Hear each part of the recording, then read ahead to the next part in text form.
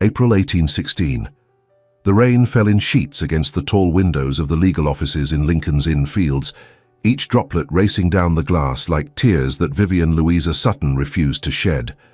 Inside the wood-panelled chamber, the air smelled of beeswax, old leather, and the particular mustiness that clung to documents deciding human fates. She sat very straight in her chair, her gloved hands folded in her lap with such force that her knuckles showed white through the thin kid leather. Across the mahogany table, Dominic Nathaniel Harcourt, Earl of Windridge, studied a contract with the same detached efficiency he might apply to reviewing crop yields from his tenant farms. At 33, he possessed the kind of austere handsomeness that discouraged intimacy. Dark hair showed a striking contrast of darkness, broken by silver threads at the temples, sharp cheekbones, and eyes the color of winter slate that revealed nothing of the thoughts behind them. When he finally looked up from the papers, his gaze settled on Vivian with clinical assessment. £8,000, he said, his voice carrying the cultured accent of generations of privilege. Sufficient to clear your late father's debts of honor, provide modest dowries for your 3 younger sisters, and purchase a property in Bath for your mother's lifetime use. In exchange, you become Countess of Windridge, manage my households, provide the requisite heir, and fulfill the social obligations of your station. If stories of marriages born from desperation, yet transformed by unexpected devotion, move your heart, subscribe now and join us on this journey. You won't want to miss what happens next. Vivian felt her aunt's hand tighten warningly on her shoulder. Mrs. Helena Ashcroft had accompanied her niece to this meeting, the only chaperone appropriate for such delicate negotiations. The older woman's presence provided respectability but no comfort. No one could make this choice easier. Lord Windridge, Vivian said, pleased that her voice emerged steady despite the tremor in her chest. I must inquire as to the nature of, that is to say, the expectations of this arrangement. Speak plainly, Miss Sutton. He set down the document with deliberate precision. This is a business transaction. I require a competent duchess and heirs. You require salvation from financial ruin and social disgrace. I shall be forthright with you, since deception serves neither of us. He leaned back in his chair, and for the first time, something flickered in those grey eyes. Pain, perhaps, or merely the shadow of it. I married once for love, Dominic continued, his tone cooling further if such a thing were possible. My wife Catherine died 5 years ago in childbed. The babe perished with her. That capacity for romantic sentiment died in this room with them. I do not offer you affection, Miss Sutton. I offer security, respectability, and the considerable advantages of my name and fortune. If you harbor expectations of a love match, I advise you to refuse this arrangement now and seek your fortune elsewhere. The words landed like blows. Vivian had known, of course, that this marriage was born of necessity rather than affection. Her father's gambling debts, discovered only after his sudden death from apoplexy 3 months prior, had destroyed any hope of conventional courtship. The Baron's daughter, once considered a respectable if not brilliant match, had become a sadly compromised commodity overnight. Her mother had taken to her bed with nervous exhaustion. Her sisters, aged 19, 16, and 14, faced futures as governesses or paid companions, unless something dramatic changed their circumstances. Then Lord Windridge's solicitor had called upon them with this extraordinary proposal. I understand the terms, my lord, Vivian said quietly. I accept your offer. Something shifted in his expression, too quickly identified. Satisfaction, perhaps, at a negotiation concluded successfully. The wedding shall take place 3 days hence at St. George's in Hanover Square. A small ceremony. My solicitor will deliver the funds to settle your father's debts immediately following the vows. Your family may remove to Bath within the month. 3 days? Mrs. Ashcroft gasped. My lord, surely a longer engagement would be more appropriate. Appropriate for whom? Dominic rose, his considerable height suddenly dominating the small office. Miss Sutton's situation deteriorates daily. Every week that passes, another creditor appears with claims against the estate. Another scandal sheet prints speculation about the Baron's ruin. Speed serves her interests, not mine. I gain nothing from delay. He was correct, of course. Brutally, calculatedly correct. Vivian stood as well, forcing herself to meet his gaze directly. If she was to be sold like an animal at the auctioneer's block, she would at least maintain her dignity throughout the transaction. 3 days is quite sufficient, Lord Windridge. I shall present myself at St. George's at the appointed hour. For a moment, their eyes locked. In that instant, Vivian saw something beneath his icy composure. Exhaustion, perhaps, or recognition of a fellow survivor forced to make impossible choices. Then he blinked, and the moment passed. "Turn till Thursday then, Miss Sutton."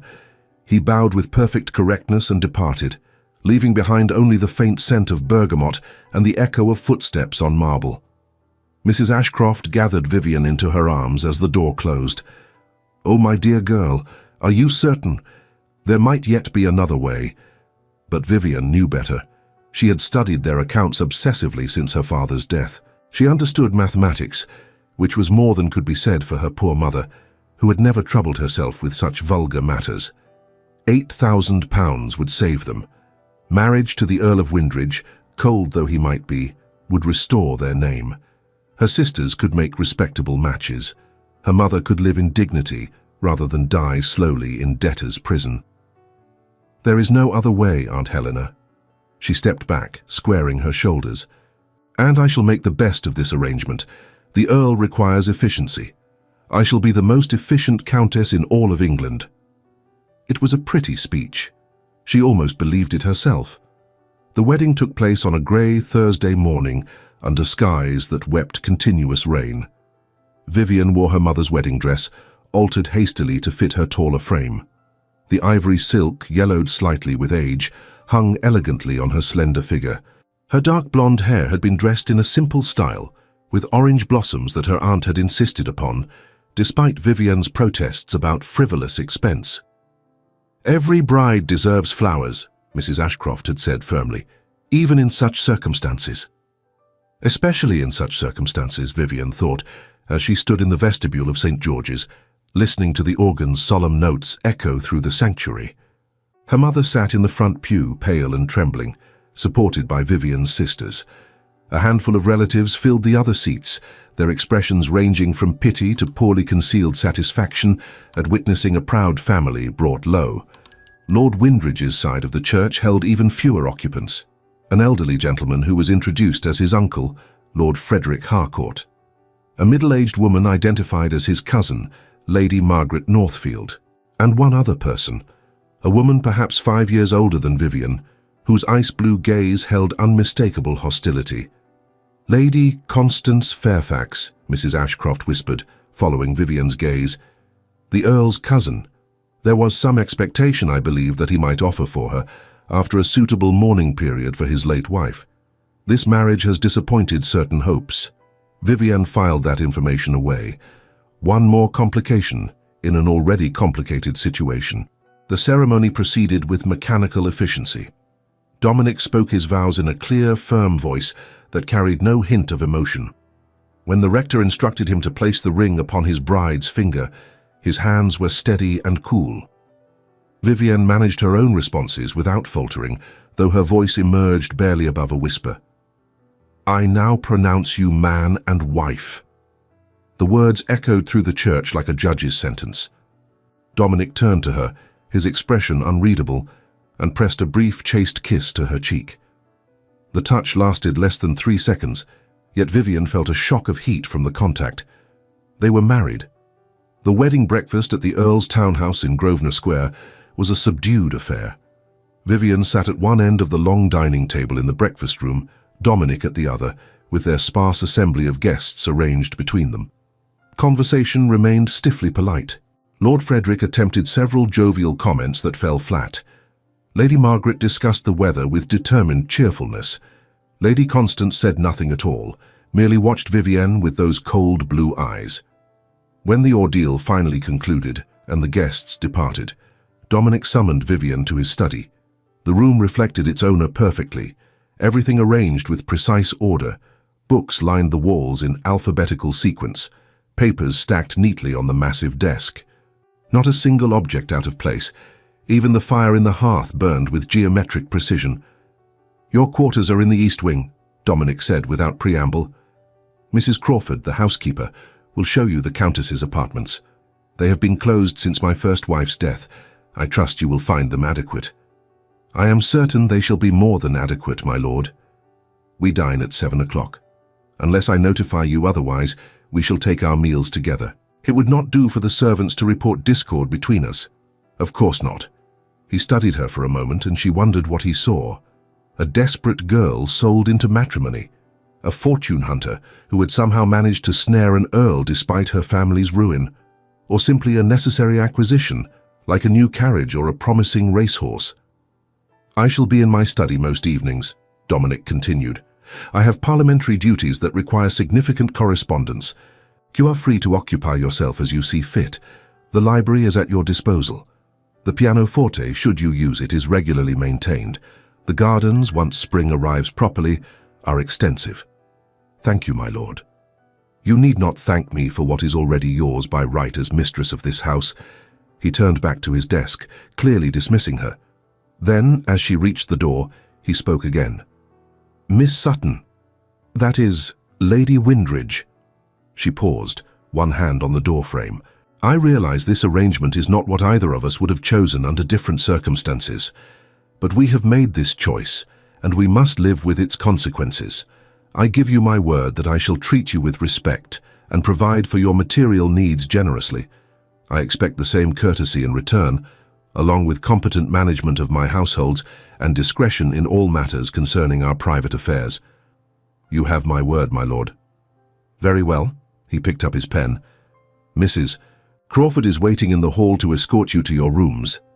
Dismissed, Vivian left the study and followed the severe-looking housekeeper through corridors that seemed to stretch endlessly. The Countess's apartments, when they finally reached them, took her breath away despite her determination to remain unmoved.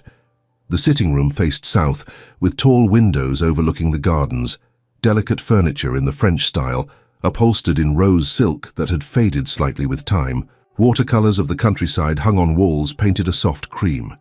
A writing desk positioned to catch the morning light, books on shelves near the fireplace. The bedroom beyond held an enormous four-poster bed with rose damask curtains. A dressing room adjoined it, followed by a smaller chamber that Mrs. Crawford identified as the Countess's private dressing room. "His lordship's apartments are in the west wing," the housekeeper said, her tone carefully neutral. Separated by the main staircase and portrait gallery, the previous Lady Windridge preferred these rooms for their light and prospect. The previous Lady Windridge, Catherine. The woman whose love had apparently scorched away all of Dominic's capacity for affection, leaving nothing for the living wife who now occupied her quarters. "They are lovely," Vivian said softly. "Thank you, Mrs. Crawford." "Your maid has already unpacked your trunks, my lady. Shall I send her up to help you change for dinner?" "Yes, please." Alone at last, Vivienne sank into a chair near the window and allowed herself finally to feel the full weight of what she had done. She was married, a countess, mistress of a great house and considerable fortune, and utterly devastatingly alone in ways she had never imagined possible. Sorrow settled over Vivienne like a shroud in the months that followed. She had hoped that competence and diligence might earn a sliver of connection, yet every polite interaction with her husband reaffirmed the icy distance. Once she had tried to share an amusing anecdote she had read in a novel, only to be met with Dominic's polite but definite redirection to a matter of estate accounts, extinguishing the flicker of personal hope entirely. She accepted the grim truth that she had bought her family's safety at the cost of her own companionship. The days that followed established a pattern that would define the next 6 months of Vivian's marriage. She and Dominic dined together each evening at opposite ends of a table designed to seat 24. Conversation remained scrupulously polite and focused entirely on household matters or neutral topics like weather and politics. He inquired about her comfort. She reported on her meetings with Mrs. Crawford regarding domestic arrangements. They discussed menus, guest lists for required social events, and repairs needed at one of his country estates. They never discussed anything personal. They never touched except during the most formal occasions when society demanded it. They certainly never approached the subject of heirs, though Vivian understood that eventually the primary purpose of their union must be addressed. During the days, Vivian threw herself into learning her new role. She reviewed household accounts with Mrs.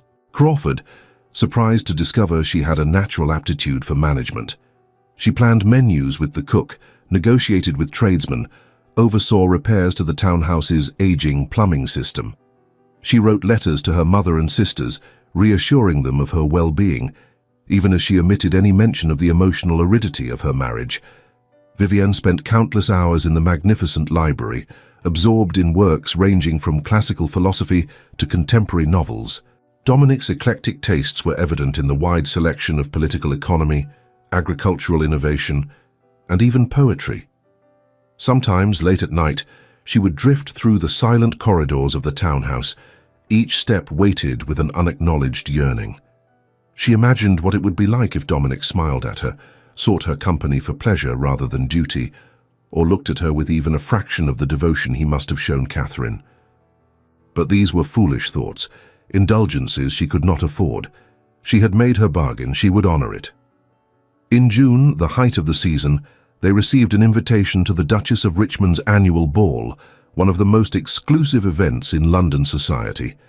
Attendance was mandatory for anyone of consequence, and as the new Countess of Windridge, Vivian's debut at such a grand affair would be scrutinized mercilessly. She ordered a gown from Madame Dubois, the finest modiste in London, pale blue silk that brought out the color of her eyes, with delicate embroidery in silver thread across the bodice. When she descended the stairs on the evening of the ball, she caught a glimpse of something in Dominic's expression before he schooled his features back to neutrality. Appreciation, perhaps, or merely satisfaction that his countess presented appropriately. The Duchess's ballroom in Belgrave Square blazed with the light of 1,000 candles. Vivian had attended balls before her father's death, of course, but nothing of this magnitude. The cream of society packed the glittering space. Jewels worth fortunes adorned throats and wrists. The orchestra played from a raised dais while couples whirled across the floor in perfect synchronization. Dominic led her through the receiving line with cool efficiency, introducing her to various dignitaries and making appropriate small talk. To any observer, they must have appeared a perfectly matched couple. No one could see the vast emotional distance that separated them even as his hand rested formally at her waist. The evening proceeded smoothly for the first hour. Vivian danced the obligatory first dance with Dominic, then accepted partners for subsequent sets with gentlemen he indicated were politically useful connections. She conversed intelligently about neutral topics. She smiled until her cheeks ached. She played her role impeccably. Then, during an interval when Dominic had been drawn away to discuss some parliamentary matter with the Duke of Marlow, Lady Constance Fairfax approached. The Earl's cousin had dressed in emerald green that matched her calculating eyes. Diamonds glittered at her throat, a parure that Vivian recognized from miniature portraits in the Windridge Portrait Gallery as having belonged to the previous countess. Dominic must have given them to Constance. The thought stung more than it should. "Lady Windridge," Constance said, her voice pitched to carry to the group of matrons nearby.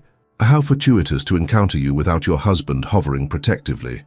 One would almost think he fears leaving you unchaperoned." "Lady Constance," Vivian kept her tone pleasant. "I trust you are enjoying the evening?" "Immensely. Though I confess to some curiosity about your marriage. It was all so sudden, was it not? Barely 3 months between your father's unfortunate death and your wedding to Dominic." The use of his Christian name was deliberate, emphasizing an intimacy that excluded Vivian. Several of the nearby ladies leaned closer, sensing drama. "The Earl and I saw no reason to delay once we had reached an understanding," Vivian replied carefully. "An understanding?" Constance's laugh tinkled like breaking glass. "How delicately you phrase it. Though I suppose when one's family faces complete ruin, one cannot afford to be particular about the timing of one's rescue." Heat flooded Vivian's cheeks, but she maintained her composure. "Lord Windridge honored me with his proposal. I accepted gladly." "Did you?" Constance stepped closer, her voice dropping to a venomous whisper that somehow still carried to the eager audience. "Then perhaps you can explain why, after 6 months of marriage, you still occupy separate apartments. Why your husband dines with you as he might dine with his solicitor. Why he has shown no more affection to you than he might to a moderately satisfactory housekeeper? The words landed like physical blows. Vivian felt the blood drain from her face, even as mortification burned through her chest. Everyone knows the truth, Constance continued, her smile sharpening. The Earl bought you as he might buy an animal at the auctioneer's block. Your family was ruined without prospects, facing absolute disgrace. You sold yourself for £8,000 and the use of his name. He acquired you to fulfill a duty he finds distasteful, nothing more. He cannot even bear to share quarters with you. Tell me, have you managed to fulfill even the primary obligation of your purchase, or does he find you so unappealing that he cannot bring himself to attempt it? The silence that followed was absolute. Every eye in their vicinity fixed on Vivian, waiting to see how she would respond to this devastating public humiliation. Some faces showed pity, others barely concealed satisfaction at witnessing the pride of an earl's new wife shattered so thoroughly. Vivian opened her mouth, though she had no idea what words might possibly salvage this situation. Before she could speak, a cold voice cut through the awful silence. I would advise you to recall yourself to the drawing room standards of conduct, Constance. Dominic materialized at Vivian's side with such sudden intensity that several people stepped back instinctively. His face had gone white, except for 2 spots of color high on his cheekbones. His grey eyes blazed with an emotion Vivian had never seen in them before. Fury. Absolute incandescent fury. Dominic, Constance began, attempting a smile, I was merely conversing with your wife about... I heard precisely what you were saying. He spoke quietly, but his voice carried through the ballroom like a whip crack. I heard every calculated cruelty, every deliberate attempt to wound, and I find myself wondering what combination of jealousy and spite would drive you to attack my wife in such a public forum. But my lord, I merely repeated what the town is saying in defense of Miss Sutton's reputation, Constance protested, though uncertainty had crept into her expression. Everyone knows that your marriage is nothing more than a business arrangement. She needed money, you needed an heir. There is no affection between you. I have witnessed it myself on the occasions you have entertained. For a moment, Dominic said nothing. Then, moving with deliberate intention, he turned to Vivian. His hand came up to cup her face with unexpected gentleness. His thumb brushed across her cheekbone, wiping away a tear she had not realized had fallen. Is that what you believe? He asked softly, his eyes searching hers. That this is merely business to me? Vivian could not speak past the constriction in her throat, could not process the tenderness in his touch, so at odds with 6 months of careful distance. Then I have failed you more profoundly than I knew, Dominic murmured. And then, before the assembled company, before the Duchess and her guests, before Lady Constance and every gossip in London society, he lowered his mouth to Vivian's. The kiss was nothing like the brief, chaste touch at their wedding. This was possession and apology and promise all at once. His lips moved against hers with a hunger that sent a lightning bolt of sensation through her. One hand remained at her face, cradling her as though she were infinitely precious. The other settled at the small of her back, drawing her close against him in a way that would have been scandalous in any other context. Vivian's hands came up instinctively to clutch at his coat. The world narrowed to the sensation of his mouth on hers, the solid warmth of his chest against her palms, the faint scent of bergamot that clung to his skin. Heat flooded through her, chasing away the cold humiliation that had gripped her moments before. When he finally lifted his head, the ballroom had gone completely silent, every eye fixed on them in various stages of shock. Constance stood frozen, her face white, then red, then white again. Dominic kept one arm around Vivian's waist as he turned to address the assembled company. His voice emerged cold enough to frost the windows. Let me make something abundantly clear to all who are present. My wife is worth 10 of you, Constance. She possesses more intelligence, grace, and genuine nobility in her smallest finger than you shall achieve in a lifetime of grasping ambition. The circumstances of our marriage are no one's concern but our own. But since you have chosen to make them public sport, I shall respond in kind. He pulled Vivian closer against his side, a gesture of unmistakable possession and protection. I married Lady Windridge because she is remarkable, because she faces adversity with courage rather than complaint, because she recast my household from a mausoleum into a home in a matter of months, because her kindness to my servants, her intelligence in managing my affairs, and her dignity under circumstances that would have broken lesser women have made me reconsider everything I believed about the impossibility of second chances. The words fell into the silent ballroom like stones into still water, sending ripples of shock through the assembled guests. Vivian stared up at her husband, unable to reconcile this passionate defender with the remote stranger who dined with her each evening. As for our private arrangements, Dominic continued, his tone glacial, they are evolving in a manner that brings me considerable satisfaction and is, intervene once more, no one's concern but our own. If you ever again presume to speak to my wife with such disrespect, Constance, I shall ensure that every door in polite society closes to you. Your father's gambling debts are a matter of record. It would be unfortunate if certain of his creditors were encouraged to call in those obligations. The Fairfax name would suffer considerably from such scrutiny. Do I make myself clear? Constance's face had gone ash-white. She opened her mouth, closed it, then managed a strangled, "Yes, my lord." "Excellent. Now remove yourself from my sight." The woman fled as though pursued by demons. The crowd parted to let her pass, then immediately began buzzing with excited conversation. The scene they had just witnessed would be repeated in every drawing room in London by morning. Dominic looked down at Vivian, and for the first time since their wedding day, she saw real emotion in his grey eyes. Concern, tenderness, and something else, something that made her pulse race. "Are you well?" he asked quietly. "I am well, thank you, my lord." "Dominic," he said, "I think after that display you might begin calling me Dominic." "Dominic," she repeated, the name strange on her tongue. His hand tightened at her waist. "Come. I find I have no further patience for this gathering. Let us go home." The carriage wheels rattled over cobblestones as they departed within the quarter hour, leaving behind a ballroom seething with speculation. During the carriage ride to Grosvenor Square, Dominic sat beside Vivian, rather than across from her as he usually did. His hand found hers in the darkness, fingers lacing through hers with surprising naturalness. "I owe you an apology," he said. "Several apologies, in fact. Dominic, you defended me admirably. There is no need for such self-reproach." "There is every need." His grip on her hand tightened. "I saw tonight that my attempt at maintaining distance was a profound failure, not because I broke the contract, but because I failed to protect you when it mattered. I should have acted sooner, but I did not dare. Constance was correct about one thing. I have treated you with unconscionable coldness these past months. I told myself I was maintaining appropriate boundaries, that I was honoring the terms of our agreement, but the truth is rather less flattering." He fell silent for a moment, and when he spoke again, his voice carried a vulnerability she had never heard from him. "I was afraid," Dominic admitted quietly. "When Catherine died, the immense pain fixed itself to my heart like a sheet of ice, and I swore I would never allow myself to become that vulnerable again. I would do my duty, marry appropriately, produce an heir, but I would not permit emotional attachment.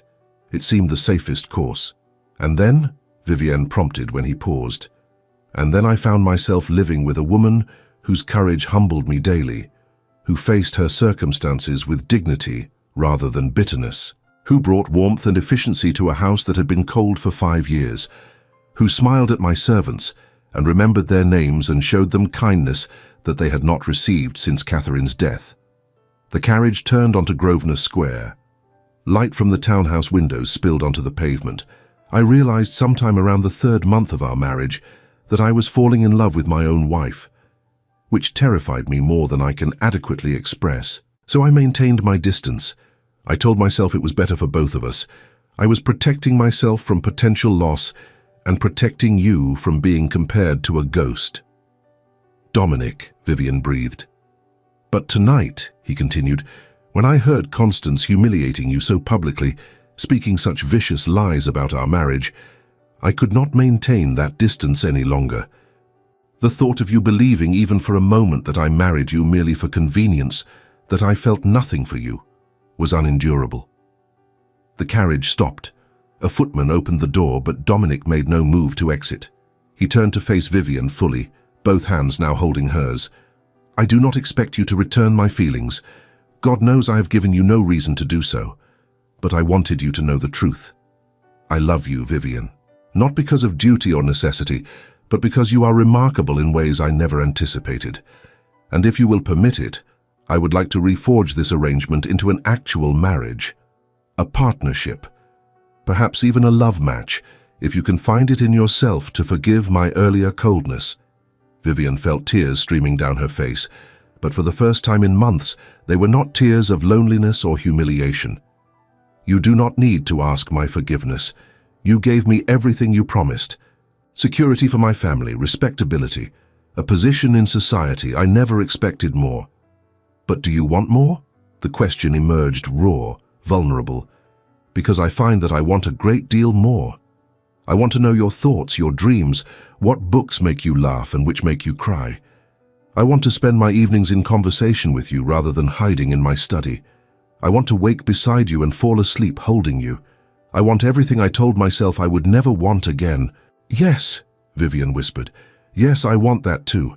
I have wanted it for months, though I convinced myself it was hopeless. I thought you could never love me because your heart belonged to Catherine's memory."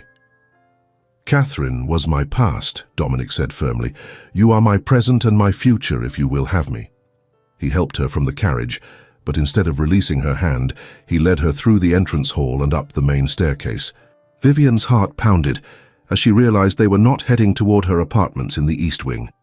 Instead, Dominic guided her through corridors she had never walked, to the West Wing where his private rooms resided. He paused outside an elaborate doorway. "These were my parents' apartments. They have been closed since my mother's death 20 years ago. I had them reopened and refreshed last month. I was waiting for the right moment to show you." He opened the door to reveal a suite of interconnected rooms. A shared sitting room in the center, decorated in warm golds and deep blues. To one side, a gentleman's bedchamber. To the other, a lady's chamber equally elegant. But instead of the vast separation that had characterized their living arrangements, these rooms flowed into each other, connected by open doorways that invited intimacy rather than isolation. "I had hoped," Dominic said quietly, "that you might consider moving here, with me, as my wife in truth, not merely in name."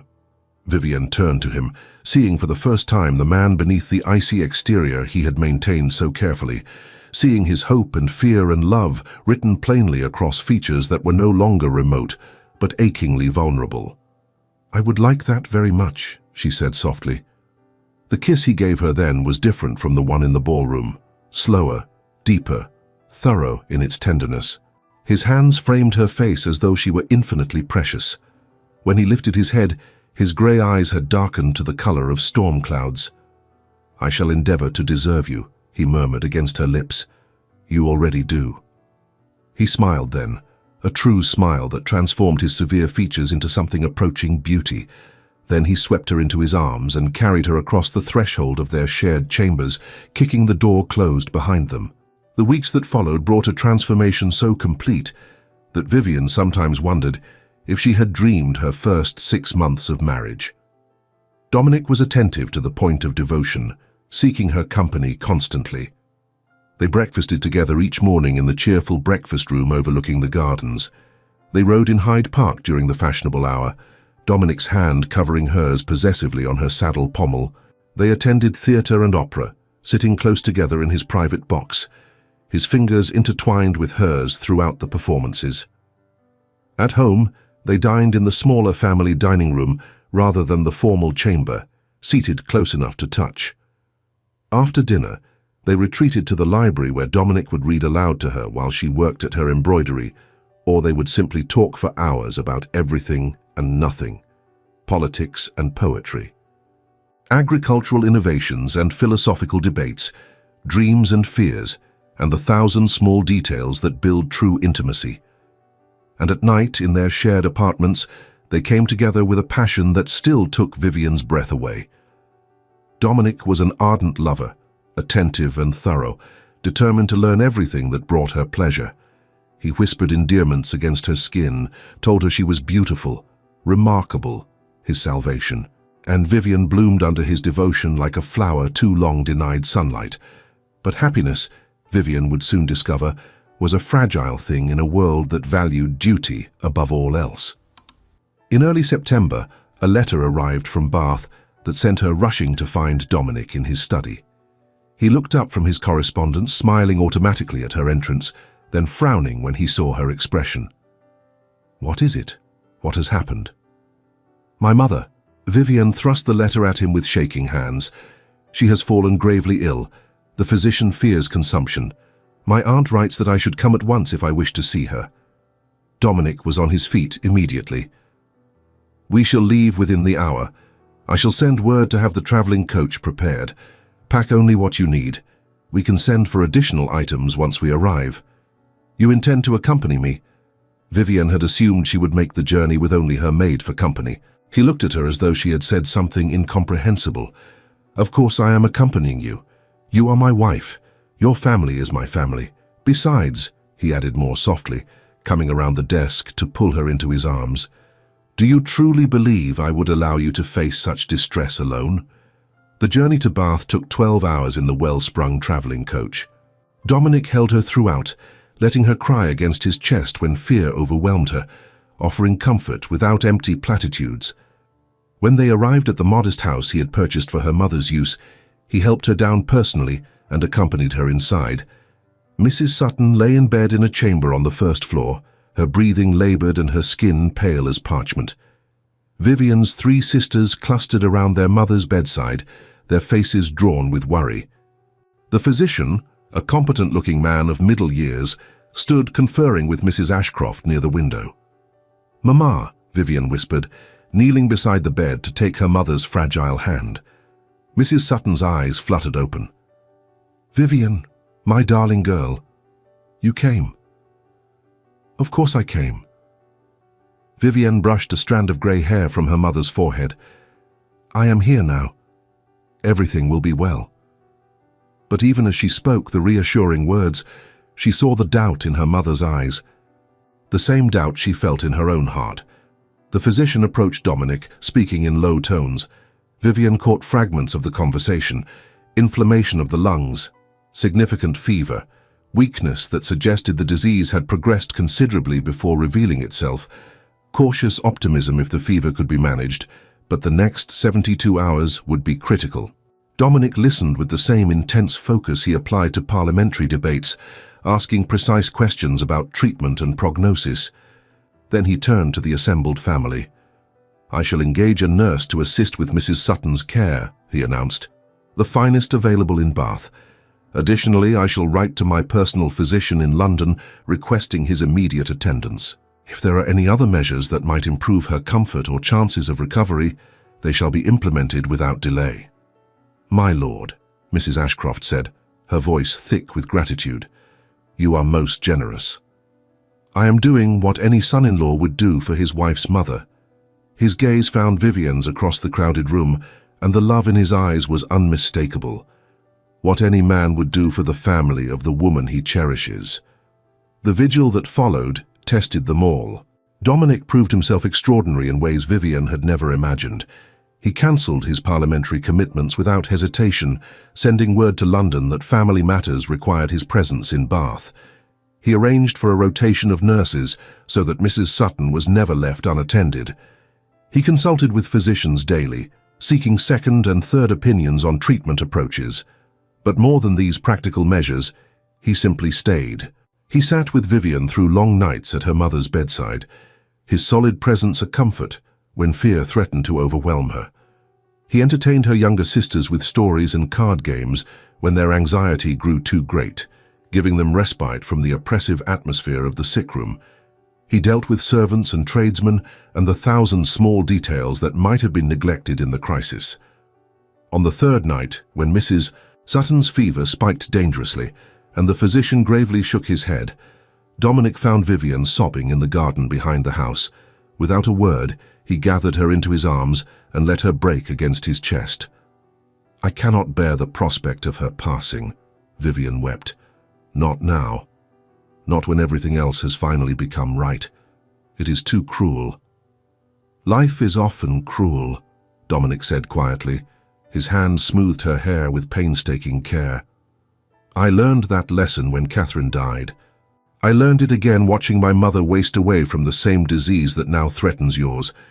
But I also learned that we endure, we survive, and those we love continue to shape us even after they are gone.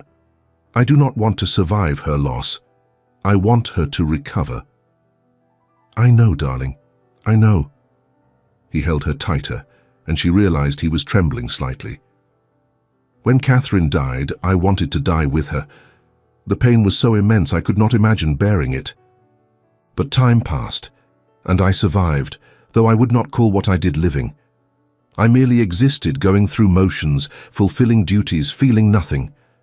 He pulled back enough to look into her eyes, his own suspiciously bright in the moonlight.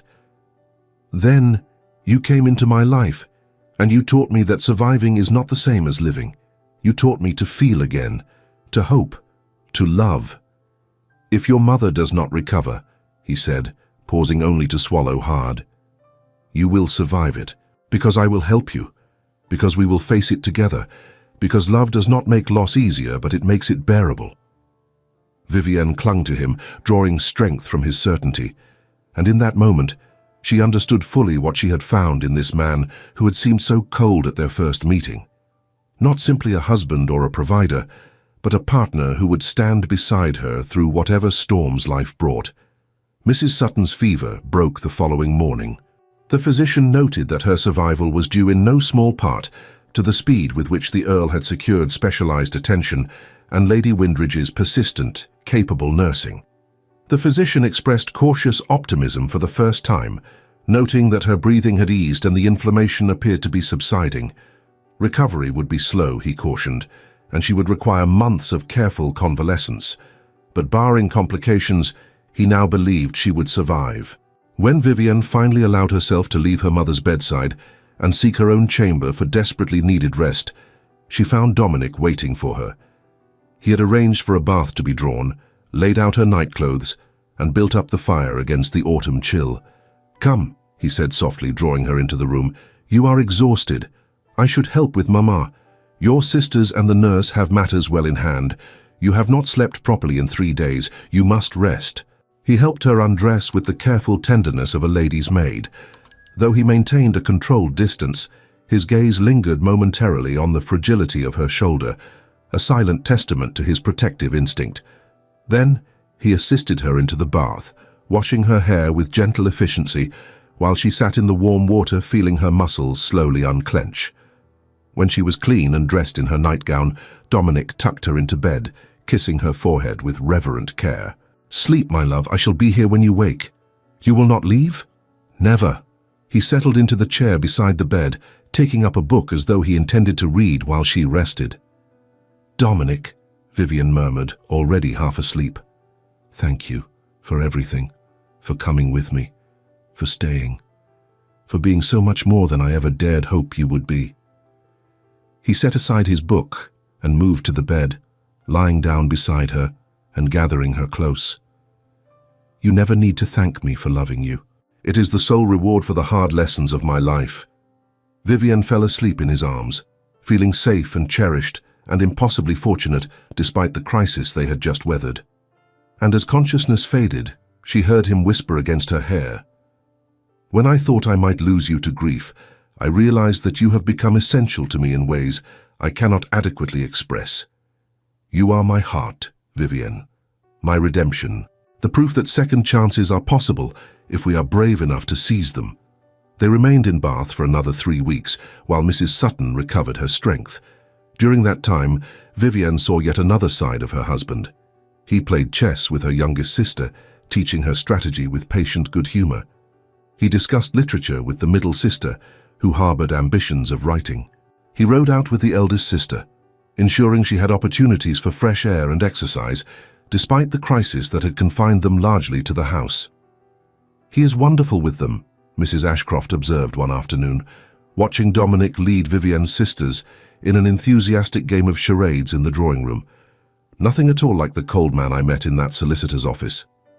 "He was never truly cold," Vivienne said softly, "merely wounded. Love has a way of healing even the deepest injuries if we allow it. When they finally returned to London in October, something fundamental had shifted between them. The last vestiges of formality had been stripped away during those intense days in Bath. Dominic no longer retreated behind walls of reserve. Vivienne no longer questioned whether his affection was genuine. They settled into married life with a contentment that seemed almost miraculous given the coldness of their beginning. Dominic returned to his parliamentary duties, but now he discussed his work with Vivienne each evening, valuing her opinions on complex political matters. She resumed her management of their households, but with Dominic actively involved, making decisions together rather than maintaining separate spheres. In November, Vivienne realized she had missed her monthly courses. Then December brought morning sickness and a fatigue that no amount of rest seemed to cure. When the physician confirmed her suspicions, she could barely contain her joy. She waited until dinner that evening to tell Dominic, wanting the moment to be perfect. They dined in their private sitting room, a custom they had adopted after Bath. Vivienne watched him over the rim of her wineglass, which she had barely touched, and wondered how to find the words for news so momentous. "You are smiling at me rather mysteriously," Dominic observed, setting down his fork. "Should I be concerned? That depends on how you feel about becoming a father in approximately 7 months." For a moment, he simply stared at her. Then his face transformed, joy breaking across his features like sunrise. He was around the table in seconds, pulling her up into his arms and spinning her in a circle, before remembering himself and setting her down with exaggerated care. "Are you certain? When did you know? Are you well? Should you be out of bed?" His rapid-fire questions made her laugh. "I am certain. I have known for perhaps a week, but wanted confirmation from the physician before I told you. I am perfectly well, merely tired and occasionally queasy in the mornings. And no, I need not remain in bed. Women have been bearing children for millennia without such restrictions. But you are not merely any woman. You are my wife, carrying my child. Surely some extraordinary precautions are warranted. The only precaution I require is your continued love and presence." She cupped his face in her hands, marveling at how completely this man had captured her heart. "Are you happy about this, Dominic? Truly? Happy?" He laughed, a sound of pure joy. "Vivienne, you have given me everything I thought I had lost forever. Love, hope, purpose beyond mere duty, and now a child to carry forward the legacy we are building together. How could I be anything but overwhelmingly, devastatingly happy?" He kissed her then, tender and thorough, his hands settling protectively over her still flat stomach. When he lifted his head, his eyes were suspiciously bright. "I want to tell everyone," he said. "I want to shout it from the rooftops. I want every person in London to know that the woman who possesses more courage than any other has agreed to bear my child." Vivienne laughed at his enthusiasm. "Perhaps we might begin with a more conventional announcement." As December progressed and news of Vivienne's condition spread through society, invitations flooded in from families eager to curry favor with the Earl and his unexpectedly beloved Countess. The transformation of their marriage from apparent business arrangement to obvious love match had been the talk of the season following Dominic's dramatic defense of Vivienne at the Duchess's ball. Now the impending arrival of an heir only intensified interest in their affairs. The Duchess of Richmond extended a particularly gracious invitation to her annual Christmas ball, scheduled for the 15th of December.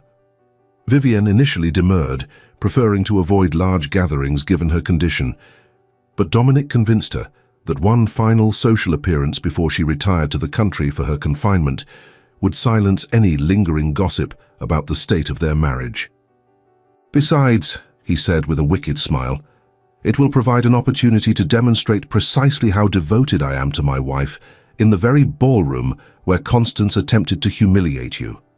A certain poetic justice in that, I think." So Vivienne ordered a new gown from Madame Dubois, a confection in deep crimson silk with gold embroidery that accommodated her slightly thickening waistline while emphasizing her décolletage. When she descended the stairs on the evening of the ball, Dominic's expression made her feel beautiful beyond measure. "You are stunning," he said simply, offering his arm. "Every man present will envy me tonight." "And every woman will envy me," Vivian countered. "It is not every wife whose husband looks at her the way you are looking at me now." The Duchess's ballroom looked even more spectacular than Vivian remembered from that fateful night 6 months prior. Evergreen garlands draped every surface, intertwined with gold ribbon and tiny candles that cast dancing light across the assembled guests. The orchestra played Christmas carols interspersed with waltzes and country dances.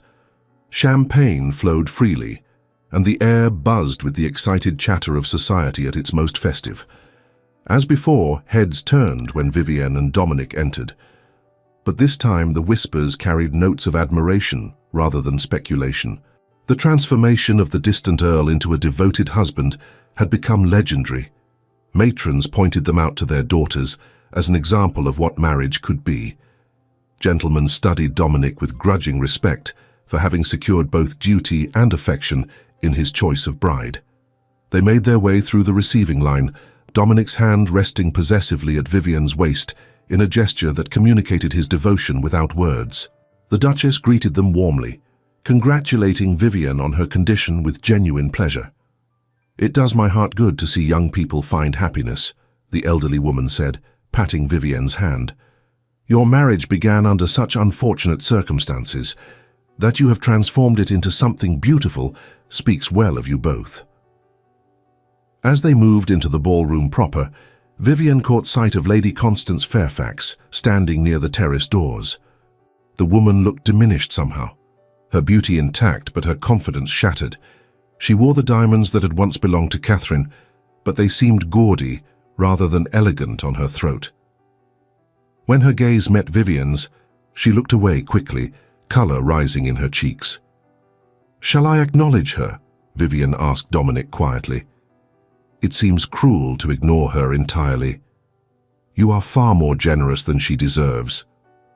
But he guided Vivian in Constance's direction nevertheless. The woman straightened as they approached, her expression wary. "Lady Constance," Vivian said pleasantly, "how lovely you look this evening." Constance blinked, clearly not expecting civility. "Lady Windridge. Lord Windridge. I am glad to see you both in such fine health." An awkward silence fell. Then, to Vivian's surprise, Constance drew a shaky breath and spoke rapidly, as though forcing out words that had been rehearsed many times. Her face showed a flash of fear at their approach, quickly masked by forced humility. "I owe you an apology, Lady Windridge. My behavior at the last ball was unconscionable. I allowed jealousy and disappointed expectations to drive me to cruelty.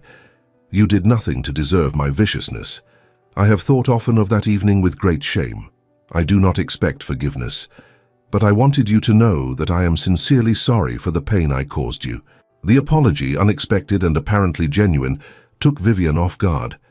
She felt Dominic tense beside her, clearly prepared to act instantly in her defense if necessary.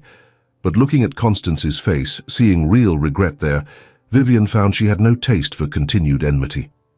"I accept your apology, Lady Constance, and I hope that you will find happiness in your own right rather than measuring your success against the circumstances of others." Tears glittered in Constance's eyes. She curtsied deeply, clearly overcome, then retreated into the crowd before Vivian could say anything more. "You are remarkable," Dominic murmured, pulling Vivian close. "She does not deserve your forgiveness." "Perhaps not. But I deserve the peace that comes from extending it anyway." She smiled up at him. "Besides, I am far too happy to harbor grudges. I have everything I could possibly want." "Everything?" He raised an eyebrow. "I can think of one thing you do not yet have." "What is that?" "A dance with your husband."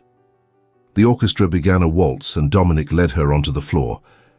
As they moved together in perfect synchronization, Vivian marveled at how completely her life had recast. 8 months ago, she had stood in a solicitor's office and agreed to marry a stranger out of desperation. She had expected at best a marriage of convenience, at worst a lifetime of lonely coexistence. Instead, she had found love. Real, deep, reforged love that had changed them both. Dominic pulled her fractionally closer than propriety strictly allowed, his grey eyes warm as they gazed down at her. "What are you thinking about with such intensity?" "I am thinking that I was wrong about many things," Vivian said softly. I thought I was sacrificing my happiness to save my family. I thought our marriage would be cold and empty. I thought you were incapable of love because grief had closed your heart. And now? Now I know that sometimes the greatest blessings come wrapped in the most unlikely packages, that love can grow in the most barren soil if we nurture it with patience and courage, that you are the finest man I have ever known, and I am extraordinarily fortunate to be your wife. Vivienne. His voice caught on her name. You have given me back my life. Before you, I was merely existing, going through motions, feeling nothing. You taught me to live again, to hope, to believe that joy is possible even after devastating loss. They continued dancing as snow began to fall outside the tall windows, each soft flake a sharp white contrast to the fire of feeling between them. Other couples swirled around them, but Vivienne was aware only of Dominic, of the strength in his arms, the love in his eyes, the certainty that whatever challenges the future brought, they would face them together. When the dance ended, Dominic kept his arms around her for a moment longer than necessary. Then he bent close to whisper in her ear. The contract I signed 8 months ago specified that you would provide me with an heir. But you have given me infinitely more than that. You have given me everything that matters: love, partnership, a reason to greet each morning with gratitude rather than resignation. You are my heart, Vivienne, my salvation, my impossible, improbable miracle. And you are mine, she whispered back, her hand settling over the place where their child grew. The contract brought us together, but love reforged us both into something neither of us could have anticipated. They left the ball shortly after midnight, eager to return to the privacy of their home. As their carriage traveled through snow-covered streets, Vivienne rested her head on Dominic's shoulder and reflected on the extraordinary journey that had brought them to this moment. She had entered marriage expecting nothing. She had received everything. In the spring, their daughter would be born, a healthy child with her mother's blue eyes and her father's dark hair. They would name her Catherine Vivienne, honoring both the past and the present.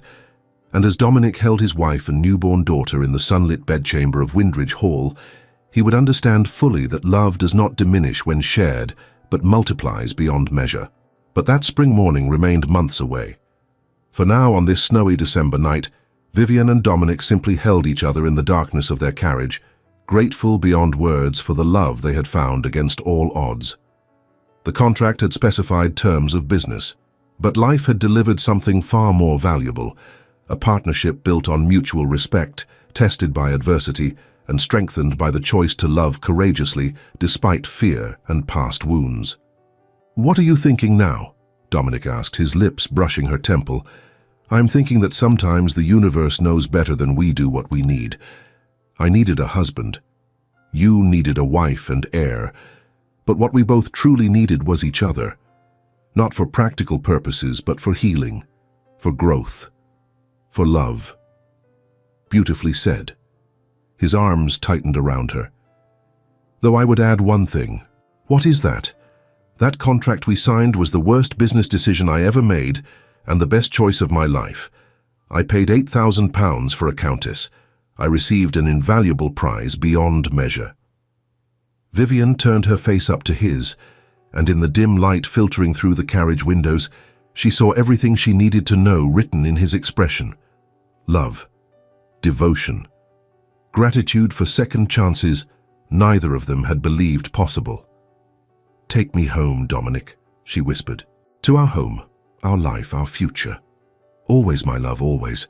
And as the carriage carried them through falling snow toward the warmth of Grosvenor Square, Vivienne Louisa Harcourt, Countess of Windridge, knew with absolute certainty that she had found exactly what she had stopped believing existed.